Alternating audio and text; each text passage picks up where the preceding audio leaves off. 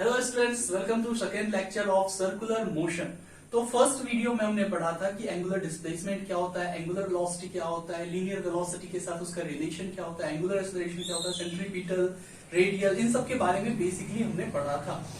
तो आज के इस वीडियो में हमने पढ़ना है horizontal circular road. Circular turn जो होते हैं ना, उस पे कितने पॉसिबल क्या क्या केसेस होते हैं, आज उन्हीं के बारे में पढ़ेंगे। डेट इज नॉर्मल केस पढ़ेंगे, after that bending of cyclist पढ़ेंगे, and after that banking of road पढ़ेंगे। ठीक है, इस वीडियो को समझने के लिए आप वेक्टर्स तो आपका अच्छा होना ही चाहिए। सबसे बड़ी बात है कि आपका एफबीडी, फ्री बॉडी डायग्राम, जो लॉज ऑफ मोशन में हमने पढ़ा होता है, वो बहुत अच्छा होना चाहिए। अगर वो अच्छा नहीं होगा तो आज का वीडियो शायद आपके लिए थोड़ा सा प्रॉब्लमेटिक होगा। तो अगर आपको आता है तो आप कंटिन्यू कीजिए, नहीं आता है तो जहां से भी आप मेरे वीडियो से भी पढ़ सकते हो या कहीं और से भी, जैसे भी पढ़ना हो, आप फ्री बॉडी डायग्राम एक बार जरूर पढ़ लें और फ्रिक्शन के बारे में भी थोड़ा सा ज्ञान ले लें, और तब इस वीडियो पे कंटिन्यू करोगे तो ज्यादा बेनिफिशियल रहेगा। तो चलिए अब स्टार्ट करते हैं। फर्स्ट केस जो अपना होगा वो बिल्कुल बेसिक होगा। बेसिक बोले तो लाइक मान लीजिए ये एक कोई सर्कुलर टर्न वाला रोड है।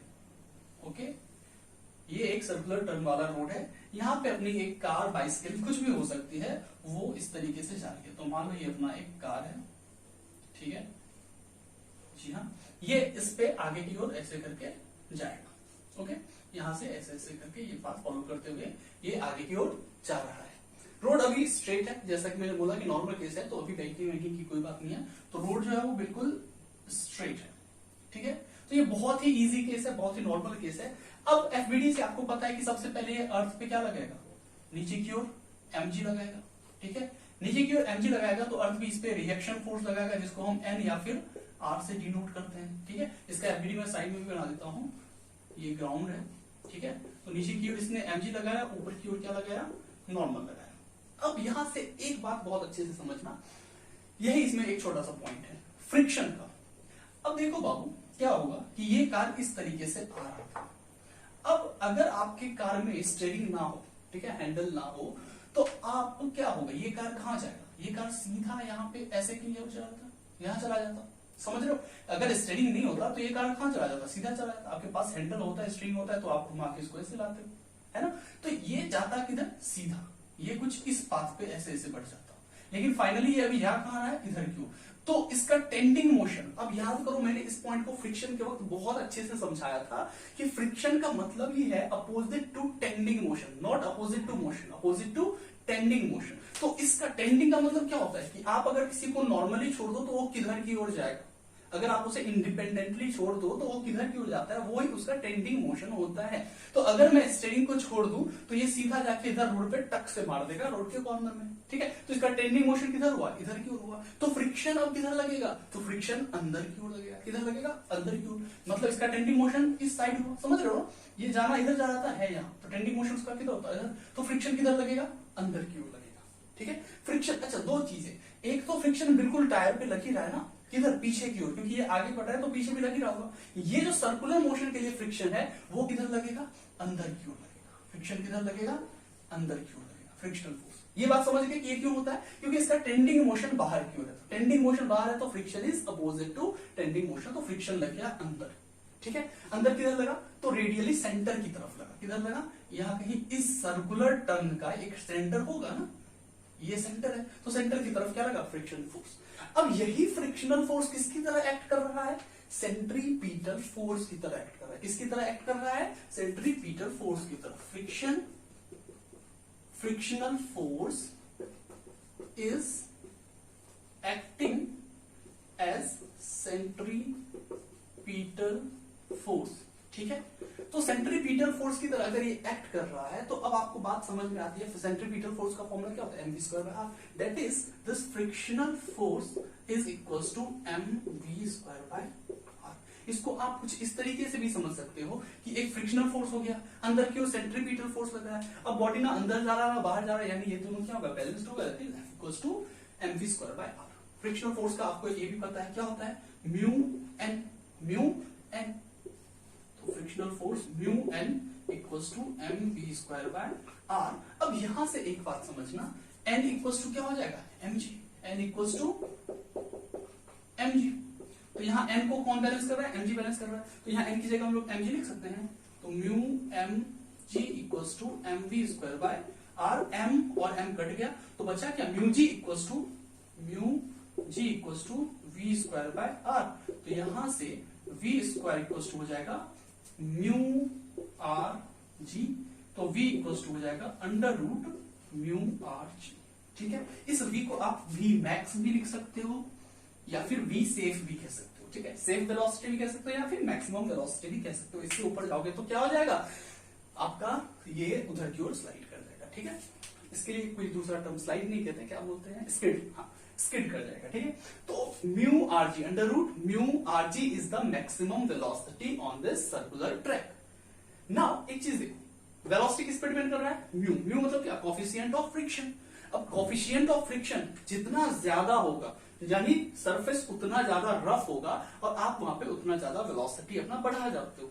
अगर इसका ये बहुत ही फ्रिक्शनलेस होगा, इसका म्यू कम होगा, तो वहां आप बहुत स्लो चलोगे। मान लो वहां पे सर्कुलर टर्न पे मैंने ऑयल गिरा दिया, ग्रीस गिरा दिया, कुछ भी, तो वहां पे फ्रिक्शन क्या हो जाएगा, कम हो जाएगा। जैसे पानी के दिनों में होता है ना, बारिश के मौसम में आप स्लो चलते हो सर्कुलर टर्न, क्यों, क्योंकि वहां का म्यू का वैल्यू कम हो जाता है। दूसरा रेडियस पे डिपेंड करता है। रेडियस मतलब क्या, ये एक सर्कुलर टर्न जो है इसका कुछ रेडियस होगा सेंटर से, तो उसको कहते हैं रेडियस। तो जितना बड़ा सर्कुलर टर्न होगा, मतलब हाईवेज वगैरह पे आप देखते हो बहुत बड़ा टर्न रहता है, तो वहां आप मैक्सिमम स्पीड, बहुत ज्यादा स्पीड में घुमा पाते हो। छोटे गली मोहल्ले में छोटा सा टर्न था, चिटकू सा चुप, तो वहां पे आपको बहुत स्लो होकर घुमाना पड़ता है, नहीं तो ज्यादा काबिल बनते हो तो निकल जाते हो। तो यही चीज है। तो ये तो बहुत ही नॉर्मल सा केस हो गया। ठीक है, कि V max equals to mu R G, normal सा सड़क है अपना गली मोहल्ले वाला। ठीक है, अब हमें क्या करना है, हमें बनना है हीरो, हमें और स्पीड में पास करना है इस सर्कुलर टर्न, मतलब हमें अपना वेलोसिटी और बढ़ाना है। तो वेलोसिटी बढ़ाने के लिए हम लोग अपने आप को क्या करते हैं, तो यहां से अब अपना आ जाता है क्या, बेंडिंग ऑफ साइक्लिस्ट। आप साइकिल चलाते हो, मोटरसाइकिल चलाते हो, तो सर्कुलर टर्न पे आप क्या हो जाते हो, थोड़ा सा झुक जाते हो। ठीक है, वो झुकते क्यों है, तो यही कि हम लोग थोड़ा ज्यादा स्पीड में पास कर सके। ठीक है, जैसे आप रेस वाला मोटरसाइकिल रेस वगैरह होता है तो वहां देखते हो ना, सर्कुलर टर्न पे बिल्कुल वो लोग झुक के बिल्कुल जमीन पे टच कर रहे होते हैं। ठीक है, तो मैक्सिमम स्पीड में, अगर वो नहीं टच कर रहे होते तो वो उतना स्पीड में नहीं क्रॉस कर सकते थे। तो झुकने से फायदा क्या होता है कि हमारा सेंट्रीपिटल फोर्स बढ़ जाता है। ठीक है, तो ये मैं हटा के अब उस केस पे आता हूं, बेंडिंग ऑफ साइकिल। तो बेंडिंग ऑफ साइक्लिस्ट अगेन अपना एक ये सर्कुलर टर्न है। ठीक है, अब हमें इस सर्कुलर टर्न पे अपने स्पीड बढ़ा के पास करना है। तो होता क्या है, ऑटोमेटिकली अगर आपका जैसे साइकिल पहले ऐसे सीधा था, तो अब उसको हम लोग क्या करते हैं, ऐसे झुका देते हैं, मतलब ये हो गया सीधा वाला पोस्चर। ठीक है, अब हमें ज्यादा स्पीड में पास करना है, तो हम अपने साइकिल को ऐसे करके, साइकिल मोटरसाइकिल को ऐसे करके बेंड कर देते हैं कुछ थीटा एंगल से। ठीक है, तो फाइनली आप इधर की ओर चलते हो, कितना एंगल आपने झुका दिया, थीटा। ठीक है, ये डॉट डॉट डॉट डॉट कर दिया मैंने। ये क्यों किया, क्योंकि हम अब ऐसे करके जा रहे हैं। ठीक है, हमारा साइकिल रियली कैसे है, इस तरीके से। ठीक है, तो ये हो गया। अब क्या होगा, अब वही चीज कि ये आपका साइकिल है। ठीक है, ये आपका साइकिल है, तो आप तो कुछ सरफेस से इस तरीके से हो गए ना, सरफेस से कुछ इस तरीके से हो गए, तो एफबीडी बनाओ। तो सबसे पहले एमजी तो आपको पता है कि अर्थ के परपेंडिकुलर हमेशा लगता है, एमजी हमेशा अर्थ से 90 डिग्री पे लगता है। लेकिन नॉर्मल, तो नॉर्मल अपना अब कुछ इस प्रकार से हो जाएगा एन। ठीक है, एन इस तरीके से हो गया, तो ये एंगल कितना था, थीटा था, तो यहां क्या हो जाएगा, एन साथ वाला हाथ cos थीटा, और इसे जस्ट 90 डिग्री पे एन sin थीटा। बस हो गया, क्लियर है यहां से, बस इतना ही करना था, कुछ नहीं। एन cos थीटा mg को बैलेंस कर रहा है, तो लिख दो N cos theta equals to mg, equation 1 डाल दो, और n sin theta, n sin theta वो किधर की ओर लग रहा है, ये ऐसे करके सेंटर की ओर लग रहा था। ठीक है, किधर लग रहा है, सेंटर की ओर लग रहा है, सेंटर की ओर लग रहा है, तो यानी this n sin theta will act as centripetal force, centripetal force CF।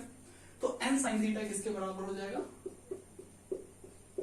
Centripetal force mv square by r के बराबर हो जाएगा। ठीक है, अब कुछ नहीं है, 2 डिवाइडेड बाय 1 कर दो, तो n sin theta equals to mv square by r, और इसको डिवाइड कर दिया किससे, n cos थीटा से, तो नीचे डिवाइड होके कौन आ जाएगा, mg, तो mg आ गया, तो n n कैंसिल आउट हो गया, m m कैंसिल आउट हो गया, sin theta by cos theta क्या होता है, tan theta equals to v square by R G, tan theta equals to V square by R G, यही equation आपको ध्यान में रखना है।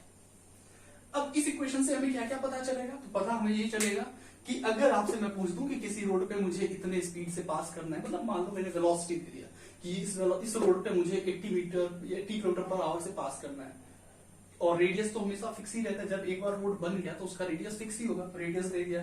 तो मैं पूछूंगा कि मुझे कितने एंगल से अपनी बाइक को झुकाना चाहिए सो दैट मैं सेफली यहां से पास कर जाऊं। तो आप बेसिकली वी स्क्वायर मतलब वेलोसिटी और इतना रख दोगे तो यहाँ पे थीटा का वैल्यू आपका आ जाएगा। या अगर आपसे पूछ दूं कि मेरा मैक्सिमम वेलोसिटी कितना होना चाहिए, तो आर जी टेन थीटा का अंडर रूट आर जी इधर आ गया, टेन थीटा का अंडर रूट। हाँ, तो मैक्सिमम वेलोसिटी निकालने के लिए आपको क्या करना होगा, रेडियस जी ये सब तो फिक्स रहता है, मेनली टेन थीटा आप निकाल दोगे। मतलब मान लो ये 30 डिग्री, ठीक है, आप 30 डिग्री झुकते हो, तो अगर आप 30 डिग्री झुक के बाइक चला रहे हो तो आप मैक्सिमम किस वेलोसिटी से यहां से पास कर सकते हो, तो ये अपना फॉर्मूला होता है। ठीक है, बहुत आसान, कुछ नहीं है, एक बार दिमाग में बस बैठ जाएगा ना, बस कुछ नहीं, एफबीडी का ही छोटा सा खेल। ठीक, अब क्या हुआ, अब ये सब तो बहुत अच्छा, आपने साइकिल को झुका लिया, अब आप बन गए बड़े, अब आप हो गए मैच्योर, तो मैच्योर हो गए तो अब आपको चाहिए कार, ठीक है, कार चाहिए, ट्रक चाहिए, जो भी हो, ठीक है, नहीं पढ़ाई करोगे तो ट्रैक्टर चाहिए, पढ़ाई करोगे तो कार दोगे, हाँ, तो अब उस कार को भी क्या आप इस तरीके से बाइसिकल की तरह या मोटरसाइकिल की तरह एकदम एक्टिंग में, मतलब रोहित शेट्टी के स्टाइल में झुका दोगे थीटा से, ऐसा पॉसिबल है?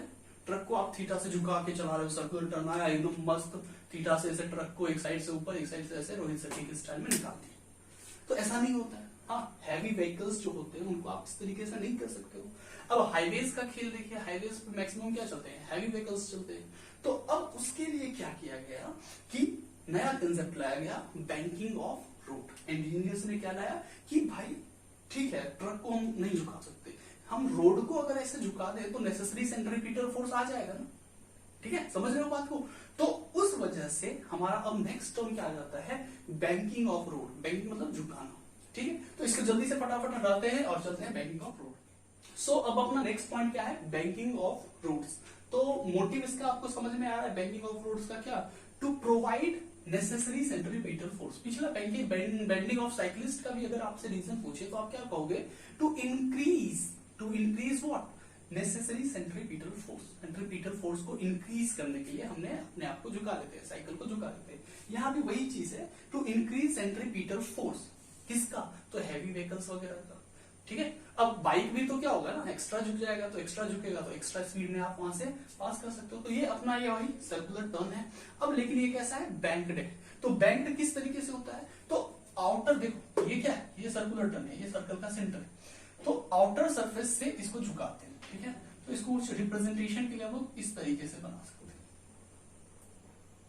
ठीक है, मतलब आउटर वाला ऊपर है कुछ इस तरीके से, ठीक है, ऐसे, हाँ, ये आउटर वाला ऊपर है, ये झुका हुआ है। कितने एंगल से झुका दिया हमने, तो मान लो थीटा एंगल से इसको हमने झुका दिया, बैंक कर दिया, ठीक है। सरफेस कौन सा ऊपर रहता है, आउटर वाला, ये चीज ध्यान रखना। ये नहीं चीज पता ऑनलाइन इंजीनियरिंग किया तो ऐसे करके अंदर वाला ही उठा दिया, बाहर वाला कर दिया, ठीक है। चलो समझते हैं। इस पे अपना क्या है, कार है, ऐसे करके, ठीक, बहुत अच्छा लग रहा है। अब इस पे हम बनाते हैं एफबीडी। एफबीडी कैसे बनाएंगे, तो मैं बाहर लेके बना देता हूँ, ठीक है। पहला इजी केस समझते हैं, ठीक है, उसके बाद दूसरा एक और आइडियल, ये अभी चलेगा, पहले आइडियल केस, उसके बाद चलेगा रियल केस। आइडियल और रियल में आपको डिफरेंस पता है ना, आइडियल होता है गांधी जी और रियल होता है हम आप। चलिए, ये इस तरीके से समझ गए। आगे की ओर ये जा रहा है, ये चीज ध्यान रखना, ये कहां जा रहा है, आगे की ओर जा रहा है। नाउ बेसिकली आपको एफबीडी से पता है कि एमजी तो हमेशा किसके, ग्राउंड के परपेंडिकुलर लगना है, तो एमजी ग्राउंड के परपेंडिकुलर लग गया, बहुत अच्छी बात। नॉर्मल सरफेस के परपेंडिकुलर लगता है, तो ये अपना नॉर्मल हो गया, ठीक। अब बाबू ये एंगल अगर थीटा है तो एफबीडी यहां हमने पढ़ा है वो बहुत अच्छे से डिस्कस किया है, दोबारा नहीं करूंगा, कि ये भी एंगल कितना होगा, ये एंगल कितना होगा, थीटा ही होगा, ठीक है। ये एंगल या फिर ये एंगल भी कितना होगा, थीटा ही होगा, ठीक। तो अब समझना, ये n है, तो ये साथ वाला हाथ अगर कंपोनेंट ब्रेक करे तो क्या हो जाएगा, n cos थीटा, और इस n cos थीटा से जस्ट 90 डिग्री पे क्या हो जाएगा, n साइन थीटा। अब ये बाबू एन साइन थीटा जो है ना, ये कुछ इस तरीके से लग रहा है, ठीक है, ऐसे एन साइन थीटा। तो ये एन साइन थीटा अब आपको समझ में आ रहा होगा क्या कर रहा है, सेंट्रीपीटल फोर्स देने का काम कर रहा है। ये क्या कर रहा है, सेंट्रीपीटल फोर्स देने का काम कर रहा है। बस आपका आइडियल केस यही खत्म हो जाता है। अब आपको बैलेंसिंग बिल्कुल अच्छे से दिख रही है, ठीक। एन कॉस थीटा को कौन बैलेंस कर रहा है, mg। एन साइन थीटा को कौन बैलेंस कर रहा है, ये अपना सेंट्रीपीटल फोर्स दे रहा है, तो that is mv square by r। ये पीछे वाला ही केस जैसे था, डिवाइड कर दो तो n कट जाएगा, tan theta equals to v square by r। कुछ वही से उसी टाइप का केस निकल के आया, ठीक है। तो ये बैंकिंग ऑफ रूट्स का बेसिक मतलब आइडियल केस था। अब आइडियल क्यों कह रहा हूं, क्योंकि यहाँ पे हमने फ्रिक्शन तो देखा ही नहीं, ठीक है। रियल में कोई ऐसा सड़क थोड़ी बनता है जिसमें फ्रिक्शन ही ना हो, हर रोड पे फ्रिक्शन तो होता ही है। तो रियल केस क्या है, फ्रिक्शन के साथ है, तो इसको हमें क्या करना चाहिए, हटा दो। रियल केस को डिस्कस करते हैं, रियल केस बोले तो फ्रिक्शन को साथ में लेके करते हैं ना। कोई भी ऐसा रोड नहीं होता है जहां पे फ्रिक्शन ना हो, तो रियल केस इसलिए। फिर से वापस ऐसे डायग्राम बना लेते हैं। ये अपना कार हो गया, ठीक। mg कुछ इस तरीके से लग गया, और नॉर्मल आपको पता है किसके, सरफेस के परपेंडिकुलर, ठीक। अब देखिए यहाँ पे फ्रिक्शन का थोड़ा सा दो मसला होता है, ठीक है। पहला मसला क्या होता है कि अगर आप कार को मैक्सिमम स्पीड पे लेके जा रहे हो, देखो हर टर्न पे एक क्या होगा, फिक्स, जो पिछला केस अभी हमने पढ़ा था ना, tan theta equals to v square by rg, वो डिसाइड करेगा कि इस रोड पे आपको किस वेलोसिटी से नॉर्मली चलना चाहिए, ठीक है। नाउ मान लो इस रोड पे आपको वहां पे बोर्ड लगा हुआ है कि आप यहाँ पे 100 किलोमीटर पर आवर से चलो, ठीक। तो अगर आप 100 से थोड़ा भी ऊपर चल रहे हो या 100 चल रहे हो, तो उस केस में आपका पॉसिबिलिटी क्या है कि आपका कार बाहर की ओर भागेगा। किधर भागेगा, बाहर की ओर भागेगा, ठीक है। तो बाहर की ओर भागेगा तो फ्रिक्शनल फोर्स किधर लगना चाहिए, अंदर लगेगा, ठीक है। सो एट मैक्सिमम स्पीड या लिमिट के बाहर, हाँ, तो लिमिट के बाहर वाले स्पीड में फ्रिक्शन आपका अंदर की ओर हो जाएगा। लेकिन अगर मान लो आपका स्पीड जो वहां पे लिमिट दिया हुआ है उससे बहुत कम है, तो बहुत कम मतलब मान लो वहां पे आप साइकिल लेके जा रहे हो बहुत स्लोली, तो स्लोली लेके कार जाओगे तो उसके चांसेस है कि वो इधर की ओर आना चाहे कि अरे यार मुझे नहीं चलना इस रोड पे, कार कहेगा नहीं मुझे इधर ही आ जाओ, तो इसका अब टेंडिंग मोशन किधर हो जाएगा, अंदर की ओर हो जाएगा। समझ रहे हो, बहुत इजी सा केस है ये। अगर इसका वेलोसिटी बहुत कम होगा, तो ये एक रोड ऐसे है, तो कार अगर यहाँ पे बहुत कम है यार, रुकने वाला है, तो कार को क्या कहेगा, तुम नीचे आ जाओ, नीचे आ जाओ, नीचे आ जाओ। भले वो नीचे नहीं है, उतना फ्रिक्शन रहेगा नेसेसरी। ऐसा भी नहीं है कि रोड आप 90 डिग्री ऐसे बना देते हो कि कार ऐसे आए और गिर जाए अगर वेलोसिटी में नहीं है, ठीक है। तो एक फ्रिक्शन रहता ही है, लेकिन उसका आप टेंडिंग मोशन कैसे हो जाता है, नीचे की ओर हो जाता है, नीचे की ओर हो जाता है। जैसे मान लो बहुत ही इजी समझ लो कि इसको मैंने यहाँ आके टर्न पे आके रोक दिया, तो अब कार इस तरीके से झुका हुआ है कार, तो क्या उसको फ्रिक्शन मतलब सॉरी उसका टेंडिंग मोशन क्या हो जाएगा, नीचे की ओर हो जाएगा ना, वो नीचे भागना चाहेगा। लेकिन फ्रिक्शन उस पर कब कहाँ लगेगा, ऊपर की ओर लगेगा। फ्रिक्शन कहाँ लगेगा, ऊपर की ओर। तो पहले हम लोग ये केस डिस्कस करते हैं कि हम एक अच्छे स्पीड में यहाँ से पास कर रहे हैं, स्पीड में हम पास कर रहे हैं, तो बाहर भागने का चांस है, तो फ्रिक्शन किधर लगेगा, अंदर की ओर लगेगा। अंदर लगने का मतलब क्या, अंदर लगने का मतलब कुछ इस तरीके से इधर की ओर लगेगा फ्रिक्शनल फोर्स, ठीक है। मतलब अलोंग द ट्रैक कुछ इस तरीके से लगेगा फ्रिक्शनल फोर्स। अब थोड़ा सा केस समझिए। नॉर्मल का तो आपको पता है, ऊपर क्या n cos थीटा, यहाँ एंगल थीटा, और अंदर की ओर यहाँ 90 डिग्री से n sin थीटा। अब फ्रिक्शन देखो, फ्रिक्शन कुछ इस तरीके से है, तो इस डायरेक्शन में कितना एंगल होगा, तो ध्यान देना। देखो ये थीटा है, तो ये एंगल भी थीटा होगा, समझ रहे हो, ऐसे करके ये थीटा है, फ्रिक्शन ऐसे लग रहा है, तो अगर मैं यहाँ पे एक पैरेलल लाइन बना दूं तो ये भी थीटा एंगल नहीं होगा। तो फ्रिक्शन अगर ऐसे है, तो मैं अगर इस डायरेक्शन में यानी n sin थीटा के पैरेलल में अगर बात करूं, तो ये एंगल कितना होगा, थीटा होगा। तो इधर की ओर फ्रिक्शन का cos थीटा लग जाएगा, फ्रिक्शन का cos थीटा लग जाएगा, f cos थीटा साथ वाला, और इस जस्ट से इस 90 डिग्री पे क्या लग जाएगा, 90 डिग्री बोले तो कुछ ये क्या लग जाएगा, sin थीटा, फ्रिक्शन का sin थीटा। समझ रहे हो बात को, तो फ्रिक्शन का sin थीटा इस तरीके से लग गया। अब फिर वही काम बैलेंसिंग करना है। बैलेंसिंग क्या, तो n cos थीटा को कौन बैलेंस कर रहा है, friction plus mg sin theta. तो यहां से हम कह सकते हैं n cos theta equals to f sin theta friction sine theta plus mg, okay. और n साइन थीटा और f कॉस थीटा ये क्या प्रोवाइड करवा रहा है आपको, mv स्क्वायर बाय r। क्या प्रोवाइड करवा रहा है, mv स्क्वायर बाय r। तो यहां से ले लो, friction cos theta plus n sine theta equals to mv square by r। अब इसको थोड़ा और अच्छा बनाने के लिए हम क्या कर सकते हैं कि इस f साइन थीटा को इधर अगर ले आएंगे तो वो माइनस में आ जाएगा। तो बेसिकली ये क्या हो गया, माइनस, और यहां लिख दो इक्वल टू, तो n cos theta minus f sine theta equals to mg कह सकते हैं। कहीं कोई दिक्कत नहीं, कोई समस्या नहीं, समझ रहे हो ना। बस अब कुछ नहीं करना है, डिवाइड कर देना, ठीक है। तो डिवाइड करेंगे तो क्या आ जाएगा वो, ये 2 हो गया, ये 1 हो गया, और 2 डिवाइडेड बाय 1 कर देते हैं। अब कहोगे ये 2 डिवाइडेड बाय 1 करना जरूरी है, कोई जरूरी नहीं है, आप 1 डिवाइडेड बाय 2 भी करोगे तो चलेगा, लेकिन कन्वेंशनली यही किया जाता है। हर जगह आपको बुक में सब जगह यही मिलेगा। अब आपका दूसरा फॉर्मूला आ जाएगा तो आप कंफ्यूज हो जाओगे, तो इसलिए मैंने 2 डिवाइडेड बाय 1 किया। तो क्या आ जाएगा, फ्रिक्शन, अच्छा फ्रिक्शन का वैल्यू कितना हो जाएगा, म्यू एन, ठीक है। तो फ्रिक्शन की जगह अब मैं म्यू एन कंसीडर कर रहा हूं, ठीक है। तो mu N cos theta plus N sine theta divided by N cos theta minus mu N sine theta will equals to what, M V square by R by M G, M V square by R और M G. Clear है, M cut गया।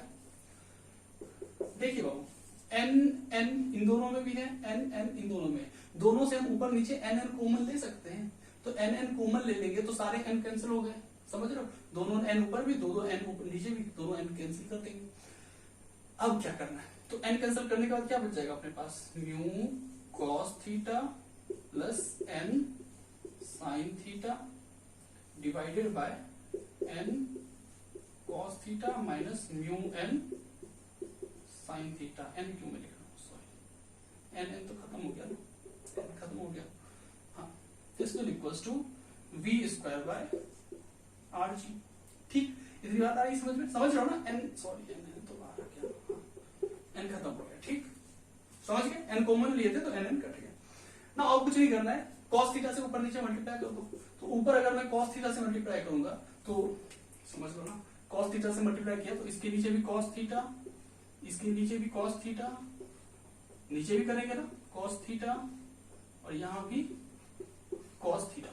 तो यहां से क्या आ जाएगा आपका, ये कॉस थीटा कट गया तो बचा क्या, म्यू प्लस ये sine theta by cos theta क्या होता है, tan theta by cos theta cancel हो गया तो बचा 1 माइनस साइन थीटा, तो mu tan theta this will equals to V square by R G. ये फॉर्मूला होगा, ठीक है, ये फॉर्मूला होगा, ओके। थोड़ा सा कॉम्प्लिकेटेड आपको लग रहा होगा, लेकिन एक बार अगर आप इसका एफबीटी खुद से भी ड्रॉ कर लोगे तो फिर बिल्कुल ही क्लियर हो जाएगा, बिल्कुल सिर्फ एफबीटी का खेल दिख रहा है। अब जो मैं दूसरे केस की बात कर रहा था कि आपका स्लो स्पीड लिमिट से बहुत कम है, तो उस केस में बॉडी नीचे आना चाहेगा। बॉडी कहां आना चाहेगा, नीचे आना चाहेगा।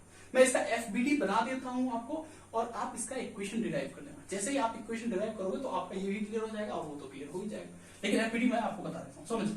अब अगला केस अपना ये है कि बॉडी बहुत स्लो चलता है। तो बॉडी जब बहुत स्लो चलेगा तो इसका टेंडिंग मोशन नीचे की ओर, ये कार नीचे आना चाहेगा, ठीक है। तो इसका फ्रिक्शनल फोर्स किधर चला जाएगा, ऊपर की ओर चला जाएगा। फ्रिक्शनल फोर्स कहां चला गया, ऊपर की ओर। अब समझना, ये फ्रिक्शनल फोर्स जब ऊपर चला गया, ठीक, तो ये एंगल कितना है, ये एंगल थीटा है। तो अब फ्रिक्शनल फोर्स का एक कंपोनेंट इधर की ओर लग रहा होगा, frictional force cos theta, frictional force cos theta, frictional force cos theta इधर लग रहा होगा, और साइन थीटा नीचे लग रहा होगा।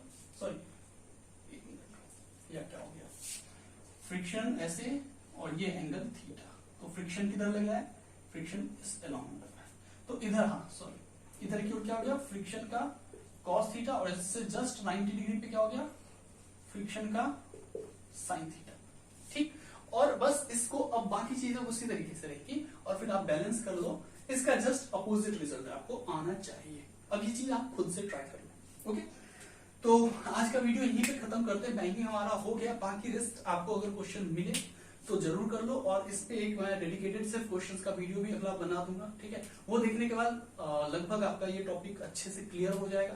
बाकी रेस्ट आप खुद से भी देख के क्वेश्चन करो, ऐसा नहीं है कि मेरे बता देने से हो जाएगा। ओके, तो क्वेश्चन देखो, करो, उससे कंफर्म होगा, और ये सेकंड केस जरूरी खुद से ड्राइव कर लो। तो टिल देन अब खत्म करते हैं, मिलते हैं नेक्स्ट वीडियो में। Till then thank you, bye.